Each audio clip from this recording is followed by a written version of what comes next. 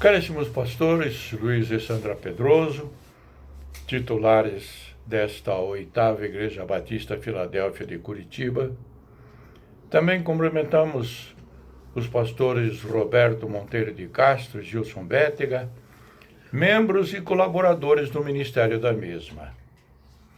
Prezados irmãos, irmãs e demais participantes, hoje vamos estudar uma importante lição de autoria do ilustre culto pastor Roberto Monteiro de Castro, que tem como título Isaac, etapas abençoadoras no projeto familiar. Quais são os objetivos desta lição? Comecemos primeiro por conhecer a história de Isaac e as etapas abençoadoras no projeto familiar. E aí então, vamos perceber que a história de Isaac tipifica a história de Jesus, seja no quesito concepção, como na experiência do sacrifício. E por fim, praticá-la. Jacó cita o, entre aspas, temor de Isaac. Está lá registrado em Gênesis capítulo 31, versículo 42. Os patriarcas viveram no temor ao Senhor. Isso é essencial ao crente. Vamos refletir sobre este questionamento. Essa lição tem como texto áureo, é o destaque, é a súmula da lição. Abro aspas. Se o Deus de meu pai, o Deus de Abraão, o temor de Isaac não estivesse comigo, certamente você me despediria de mãos vazias. Você encontra esta referência no livro de Gênesis, capítulo 31, versículo 42, parte A. Como introdução, vamos verificar que nosso estudo, nesta oportunidade, tem uma ênfase de cunho familiar. Vamos estudar a partir do personagem bíblico Isaac sobre o tema Etapas abençoadoras no projeto familiar. Isaac, filho da velhice de Abraão e Sara, nasceu num contexto de sofrimento e esperança. Ele era o filho da promessa de Deus, conforme você pode conferir no livro de Gênesis, capítulo 17, versículo 19. Sim, ele tinha um irmão chamado Ismael. Mas a expectativa da nação, que iria ser formada através de Abraão, dependia de Isaac. Sua mãe morreu quando ele tinha 37 anos. Sara viveu 127 anos, conforme nós encontramos no livro de Gênesis, capítulo 23, versículo 1. Quando o menino nasceu, ela tinha 90 anos. Ele se casou aos 40 anos de idade. A Bíblia não dá detalhes de sua vida neste período, a não ser a experiência difícil, quando ainda menino, de acompanhar o pai em um sacrifício ao Senhor, cuja oferta seria ele próprio. Apesar da vida de Abraão e de Jacó serem mais repletas de detalhes, histórias, eventos, complexidade, Isaac está na fileira dos patriarcas da fé, do Deus de Abraão, de Isaac e de Israel.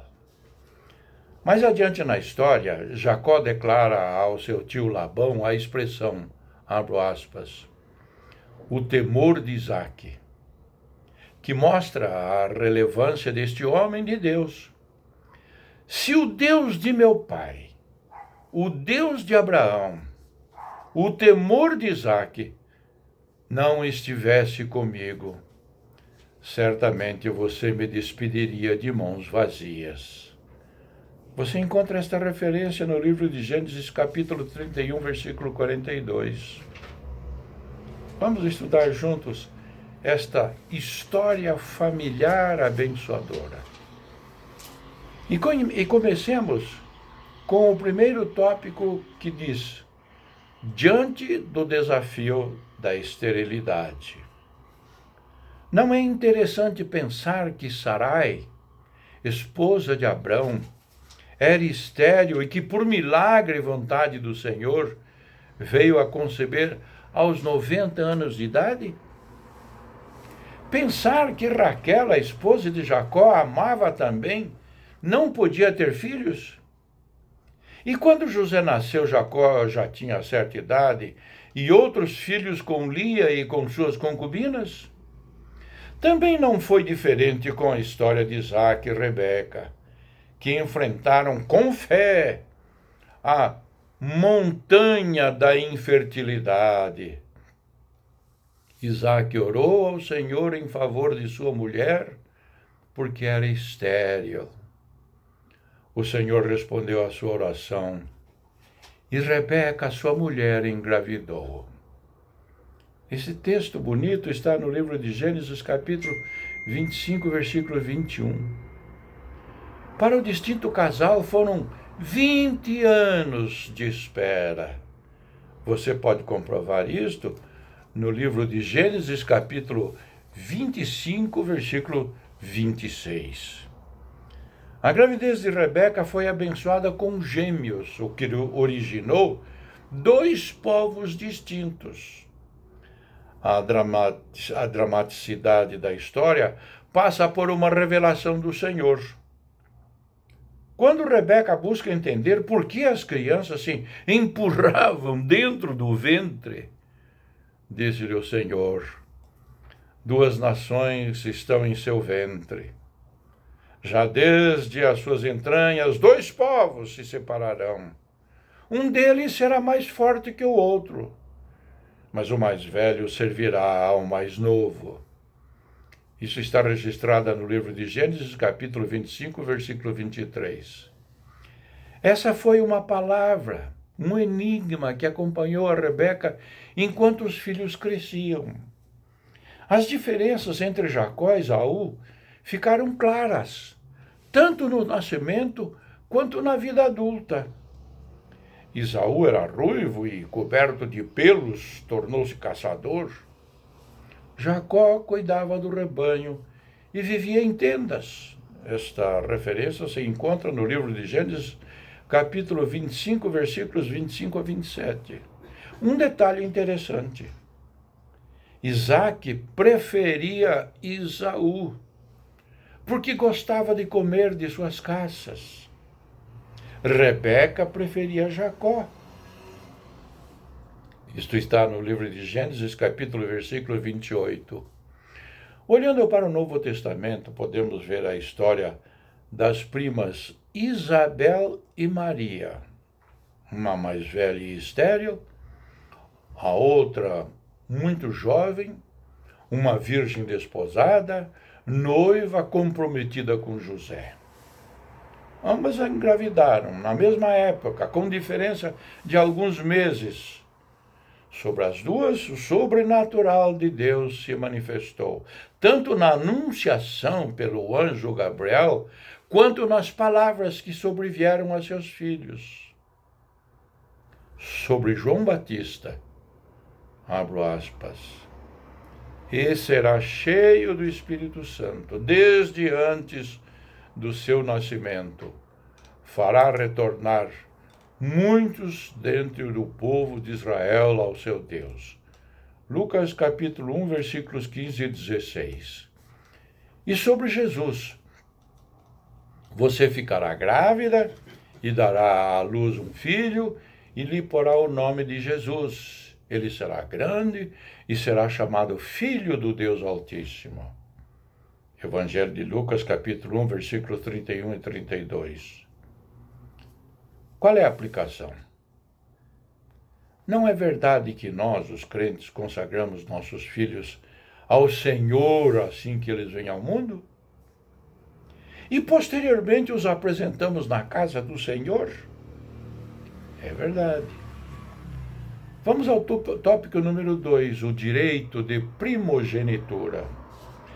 Nossa história passa por outro momento de dramaticidade.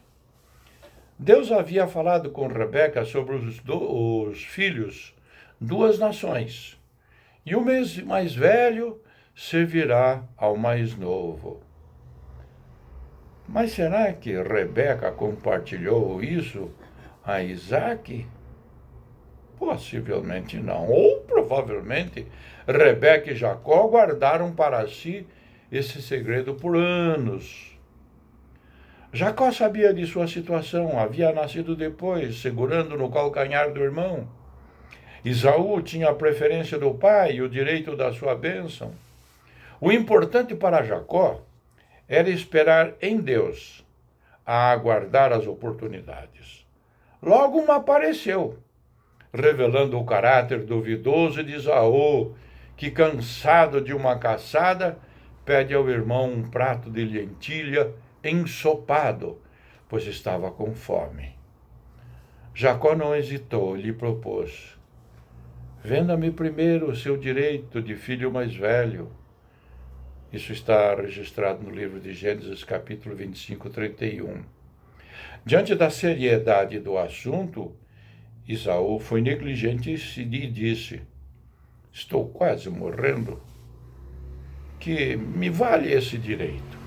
Gênesis 25, 32. E jurou diante dos irmãos a venda do direito. Versos 33 e 34. Muito tempo depois, nos dias do Novo Testamento, o autor do livro aos Hebreus faz um alerta ao povo de Deus, citando negativamente a Esaú. Abro aspas. Não haja nenhum imoral ou profano como Esaú, que por uma única refeição vendeu seus direitos de herança como o filho mais velho. Confira lá no livro de Hebreus, capítulo 12, versículo 16. Jesus Cristo é o primogênito do Pai, e nós somos adotados, filhos de Deus e irmãos de Jesus. Abro aspas. Pois aqueles que de antemão conheceu, também os predestinou para serem conformes à imagem de seu Filho, a fim de que ele seja o primogênito entre muitos irmãos. Carta de Paulo aos Romanos, capítulo 8, versículo 29. Vamos a uma aplicação. Temos valorizado nossa salvação em Jesus Cristo e o direito de sermos filhos de Deus por adoção? Isso está calcado e baseado no Evangelho de João, capítulo 1, versículo 12. Vamos ao tópico terceiro, experiência da paternidade. Foi com perseverança e fé que tanto Abraão como Isaque viveram sua experiência de paternidade. Isaque não poderia ter sido o melhor pai, homem de fé, que aprendeu a obedecer e a crer em Deus. De repente, quando Abraão desfrutava da presença de Isaque, a alegria da paternidade, ainda que já era pai de Ismael, Deus pede para que Isaque seja entregue ao Senhor em sacrifício. Gênesis capítulo 22, versículo 2. Que coisa para entender um pedido como esse! O mais impressionante é que Abraão não questionou, não titubeou e provavelmente não comentou nada com Sara. No dia seguinte, ele parte na jornada mais difícil de sua vida em obediência. Dessa viagem de fé surge a madura afirmação de Abraão para Isaque: Deus mesmo há de prover o cordeiro para o holocausto, meu filho. É que na viagem, pai e filho não estavam sendo acompanhados do cordeiro para o sacrifício. Isto levou o menino a questionar o pai: Pai, E o cordeiro para o holocausto? Esta é a resposta. Meu filho, Deus mesmo há de prover o cordeiro para o holocausto. A história de Isaac tipifica a vida de Jesus Cristo, evidentemente com desfechos diferentes. Pois Jesus foi entregue como sacrifício por nossos pecados, não podendo o Pai responder positivo à sua oração. E eu leio uma citação bíblica referente a esse episódio. Abro aspas. E retirou-se outra vez para orar. Isto é, Jesus Cristo. Meu Pai, se não for possível afastar de mim este cálice, sem que eu o beba, faça-se a tua vontade. Evangelho de Mateus, capítulo 26, versículo 42. Abraão e Isaque sofreram até que o anjo bradou. Não toque no rapaz, disse o anjo. Não lhe faça nada. Agora sei que você teme a Deus, porque não me negou seu filho, seu único filho. Gênesis 22, 12. Que cena bonita, vitoriosa, mas emocionante. Jesus, ao ser levado à cruz, atraiu sobre si nossos pecados de toda a humanidade, levando-a a sentir separação do Pai e a dizer, por volta das 3 horas da tarde, Jesus bradou em alta voz, Eloi, Eloi, lama sabachthani, que significa, traduzido, meu Deus, por que me abandonaste? Evangelho de Marcos, capítulo 15, versículo 34. A paternidade espiritual é significativa para o salvo. Escreveu o saudoso pastor Edson Queiroz. Deus nos autoriza a chamá-lo de Pai. Que grande bênção sermos filhos de Deus. Que segurança e tranquilidade sabermos que Ele nos ama, dirige, cuida e sempre tem o melhor para nós. Primeira carta de João, capítulo 3, versículo 1. Vamos a uma aplicação. É uma pergunta direta que eu lhe faço, ou isto é que a lição faz. Você tem liberdade de chamar Deus de Pai? Pense. Qual é a sua experiência com a paternidade humana? O seu relacionamento de pai com o seu filho? Vamos a um outro tópico, tópico 4. A bênção de Isaac. Chegou o momento de Isaac abençoar seu primogênito. A idade chegou, os olhos e as forças já fraquejavam. Esaú foi à caça para buscar carne e fazer uma saborosa comida a seu pai. Ele sabia que mesmo vendendo o seu direito, seria abençoado por seu pai. Conhecemos a história. Jacó, incentivado por Rebeca, sua mãe, engana o pai.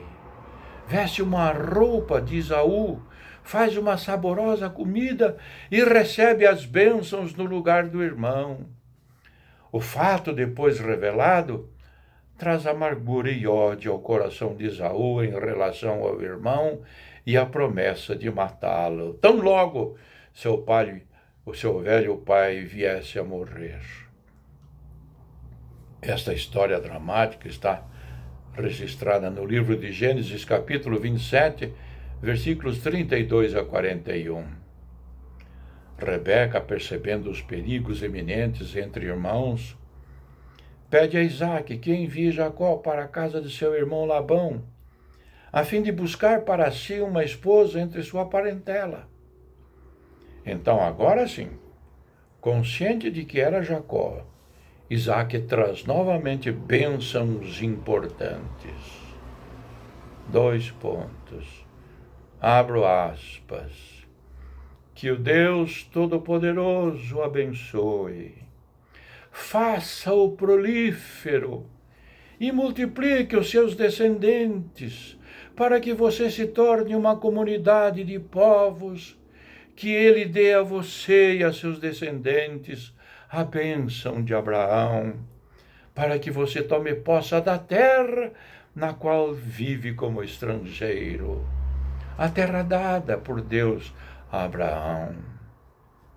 Que bonito momento! Você pode ler lá no livro de Gênesis, capítulo 28, versículos 3 e 4. Nesse momento se cumpre a palavra do Senhor dada a Rebeca antes do nascimento de seus filhos. Vamos à aplicação. Há maior alegria do que abençoarmos todos os nossos filhos com educação, cultura e apresentando a eles o Evangelho da salvação? Conclusão.